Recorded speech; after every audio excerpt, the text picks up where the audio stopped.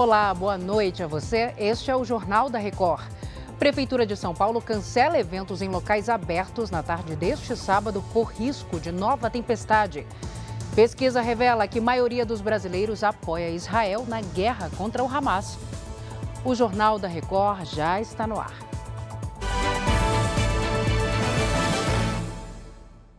Oferecimento: Bradesco. Comprar online com cartão virtual é fácil.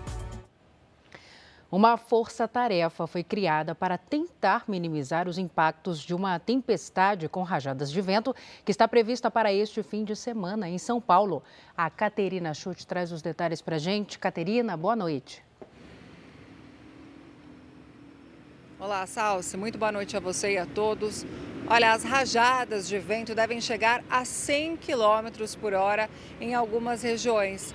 Por causa disso, a Defesa Civil colocou de prontidão 5.000 agentes para a atuação emergencial em 177 cidades do estado até o próximo domingo. Além disso, recomendou aos prefeitos que não realizem eventos ao ar livre no sábado à tarde. Por causa disso, a Prefeitura de São Paulo cancelou todos os eventos em locais abertos após as 4 da tarde. Os parques municipais vão ficar abertos, mas o horário de fechamento pode ser antecipado. Além de São Paulo, outros 16 estados e o Distrito Federal estão sob alerta de chuvas e ventos fortes. Salsi. Obrigada, Caterina. O Procon de São Paulo multou nesta sexta-feira a distribuidora de energia Enel em R$ 12.700.000 pelos problemas no fornecimento de energia após o temporal do dia 3 de novembro. Mais de 2 milhões de clientes ficaram sem energia na Grande São Paulo depois da forte tempestade com rajadas de vento de mais de 100 km por hora. O BNDES fez em São Paulo um balanço dos empréstimos concedidos a áreas vitais da economia brasileira no último trimestre. Os números são positivos, mas o banco pode ter que repassar aos cofres do governo quase 23 bilhões de reais de uma só vez, caso seja essa a decisão do Tribunal de Contas da União. O BNDES quer parcelar o valor para não paralisar as operações de crédito. No terceiro trimestre desse ano, o Banco Nacional de Desenvolvimento Econômico e Social aumentou a concessão de empréstimos. Os valores destinados a diferentes setores da economia somaram mais de 34 bilhões e meio de reais, 18,4% a mais do que no mesmo período do ano passado. O resultado acumulado desde janeiro também é positivo. A indústria teve o maior crescimento na contratação de crédito do banco, mais financiamentos também para o comércio e serviços, agropecuária e infraestrutura. O BNDES também teve aumento de 21% no lucro recorrente, que chegou a quase 3 bilhões de reais no terceiro trimestre. Os números mostram o banco alinhado à linha defendida pelo governo Lula de aumentar o apoio a grandes projetos e estimular o crescimento da economia. E o que nós queremos é continuar essa trilha, principalmente se a Selic cair. Nós temos uma avenida para crescer, a demanda de crédito. O BNDES cresceu 94%. A indústria quer crédito, a agricultura quer crédito, os serviços querem crédito, micro e pequena empresa, as cooperativas. Então, é isso que o país precisa crescer. É isso que vai resolver a crise fiscal. O Brasil precisa de emprego, precisa de crescimento, precisa de crédito. Para contar com mais dinheiro no cofre e aumentar os empréstimos no ano que vem, o BNDES tem um desafio. É que o banco precisa devolver ao governo federal ainda este ano quase 23 bilhões de reais. Recursos da União que subsidiaram operações de crédito. Para não ter que desembolsar tudo de uma vez, o BNDES fechou um acordo com o Ministério da Fazenda de parcelamento da dívida até 2030. Mas a mudança ainda precisa ser aprovada pelo Tribunal de Contas da União. A área técnica do TCU deu um parecer contrário ao parcelamento e a questão vai ser julgada pelo plenário do tribunal. Para o presidente do BNDES, o apoio do Ministério da Fazenda comprova que a solução para aliviar o cofre do banco não afeta o equilíbrio fiscal do governo. E sem o parcelamento da dívida, segundo o Aloysio Mercadante, pode faltar dinheiro para financiar projetos e atividades importantes na economia. Num recado para os governadores, disse que faltariam recursos para obras de metrô e estradas.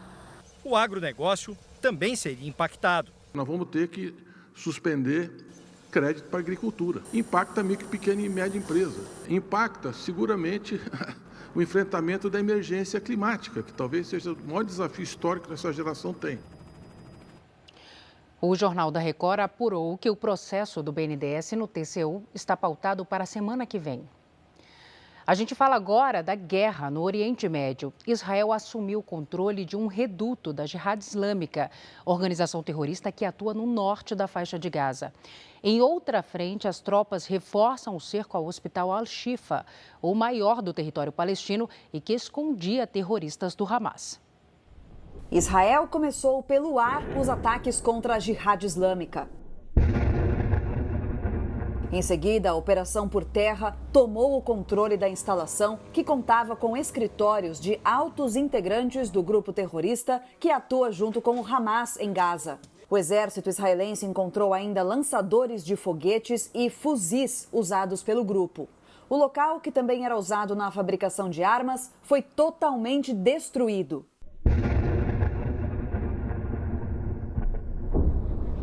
Esta sexta-feira foi o segundo dia de cerco israelense ao hospital Al-Shifa, em Gaza. Depois de encontrar túneis e esconderijos embaixo do hospital, Israel acusou o Hamas de usar o local para proteger os terroristas.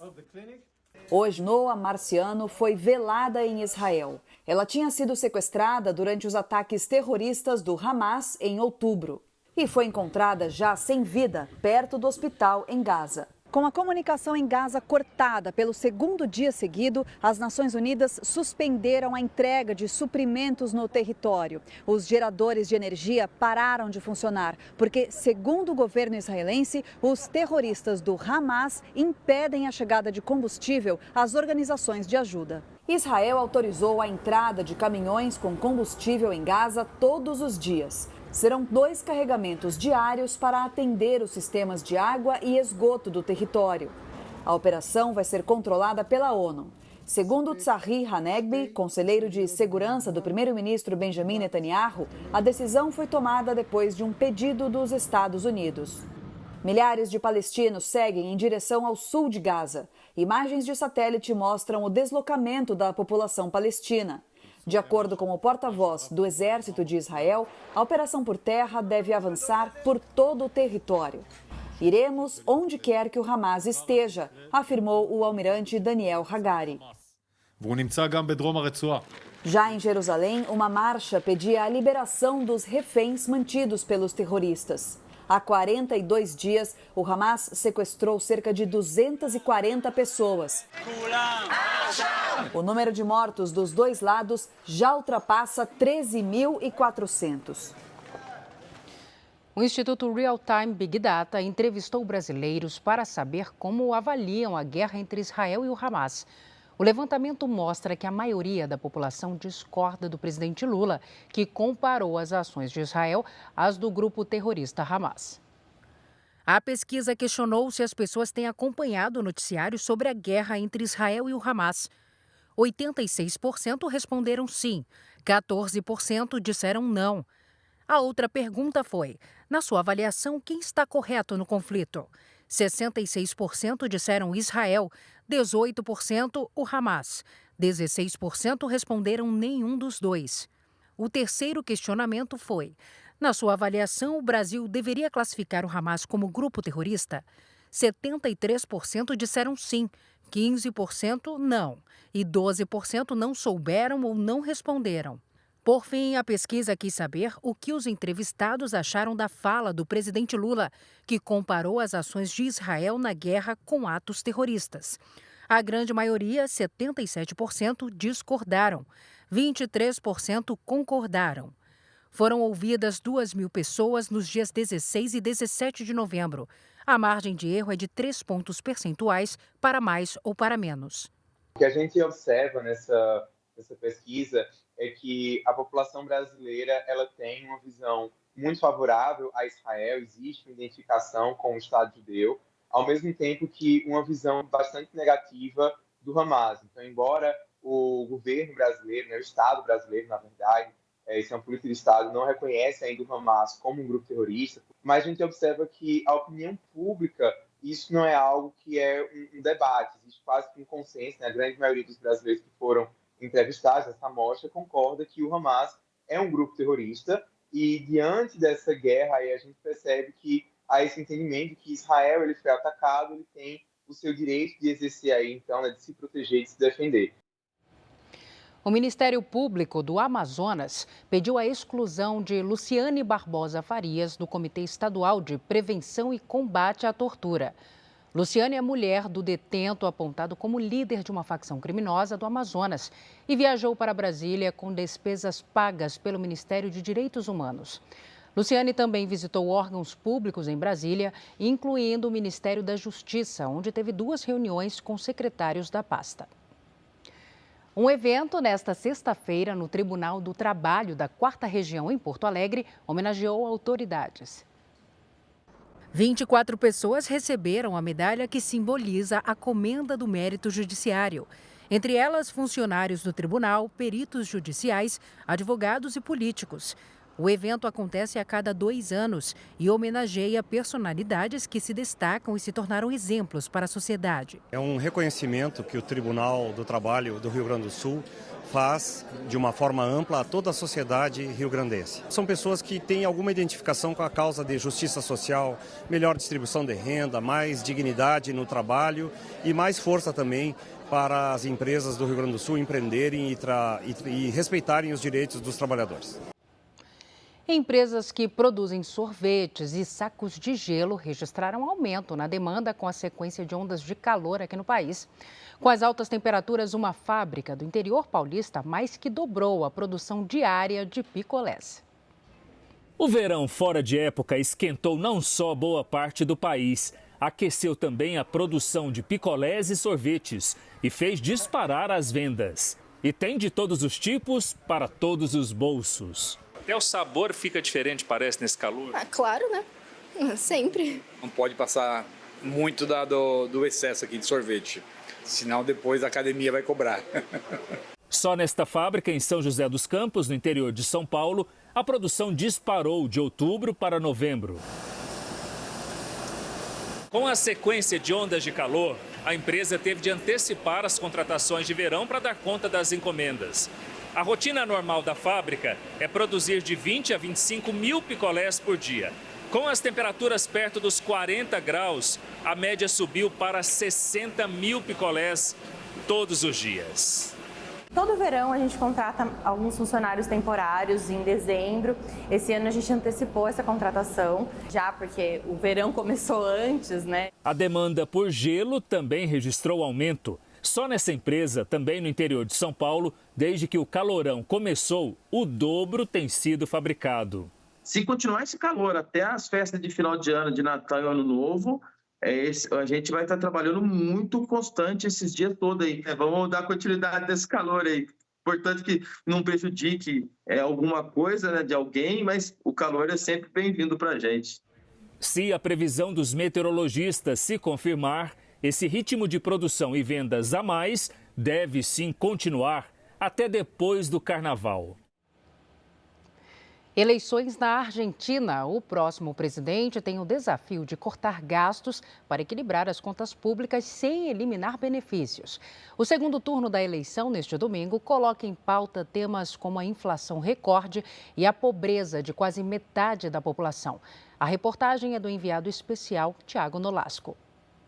Água tratada, esgoto, energia elétrica, transporte público. Aqui, parte dessas tarifas é paga pelo Estado. O governo transfere dinheiro para as empresas prestadoras de serviços e segura o aumento de preços. Na eletricidade, por exemplo, mais da metade da conta é subsidiada pelo governo argentino. Muita gente diz que não conseguiria pagar se o auxílio fosse cortado. No ano passado, o governo da Argentina gastou 7% do PIB com subsídios.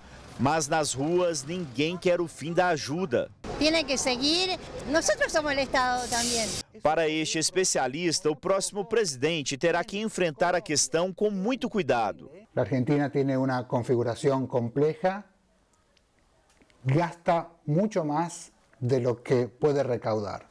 Tampoco se pueden recortar de un día para el otro los subsidios. Eso podría provocar, como ya provocó en Colombia, en Chile, unas movilizaciones callejeras y una explosión social.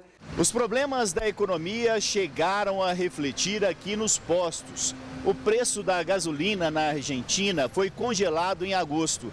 Hoje custa o equivalente a menos de R$2. O valor é baixo para os padrões internacionais. Algumas empresas chegaram a suspender a importação no início deste mês. Faltou gasolina nos postos porque não era interessante vender o combustível por um valor tão baixo. A situação está normalizada.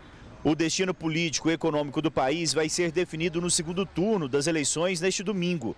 Javier Milei é um economista ultraliberal de um partido pequeno que correu por fora na campanha. Já o candidato de esquerda, Sérgio Massa, é o atual ministro da Economia, um político tradicional do peronismo, principal partido da Argentina. O cenário para o vitorioso é desafiador. O próximo presidente vai assumir o comando da Argentina com a missão de enfrentar a inflação superior a 140% ao ano e 40% da população do país vivendo na pobreza.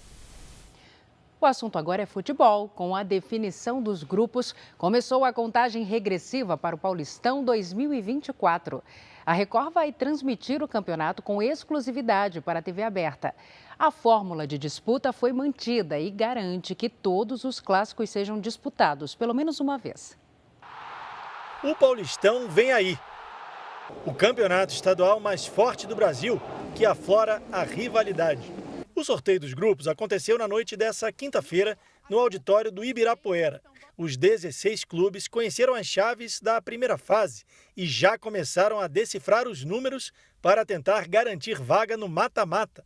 A fórmula é a mesma desde 2017. Os times foram divididos em 4 grupos, cada um com 4 clubes. Serão 6 clássicos. Os 4 grandes são os cabeças de chave e vão se enfrentar logo na primeira fase, já que todos os clubes jogam apenas com adversários dos outros grupos. Mas a classificação para a próxima fase acontece em disputa dentro do próprio grupo. Os 2 times de cada chave que somarem mais pontos avançam e se enfrentam nas quartas de final, em jogo único. A semifinal também é em jogo único. Já a decisão terá ida e volta. O Paulistão vai começar no dia 21 de janeiro do ano que vem.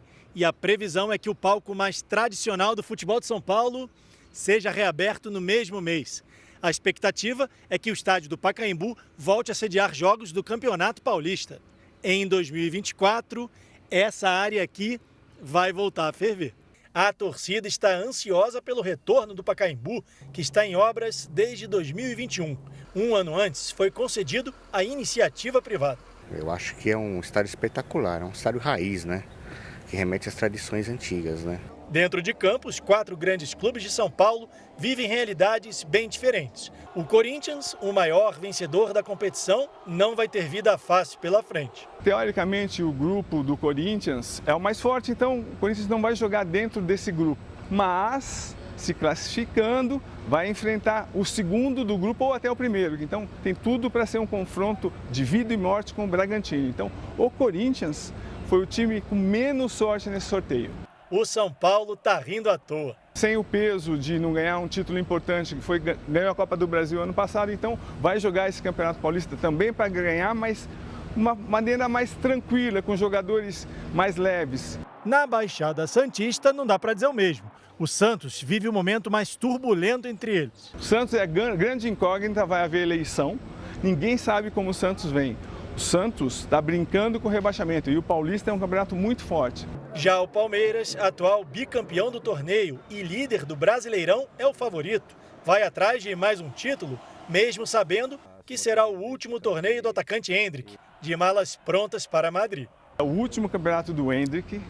O Endrick vai para a Espanha assim que terminar o torneio e é o último campeonato também do Abel. O Abel, o melhor técnico do Brasil, ele vai embora em 2024. Então ele quer ganhar o tricampeonato paulista. O Palmeiras entra com tudo nesse campeonato. Acho que não tem adversário Palmeiras. Este foi o Jornal da Record. Ouça essa e as outras edições dos boletins JR 24 horas, agora também nas plataformas de áudio. Outras informações no Fala Brasil, edição de sábado, que começa às 7h30 da manhã. Você fica agora com o Fala que eu te escuto. Record, 70 anos, tem a sua cara. Boa noite, bom fim de semana, cuide-se. Tchau.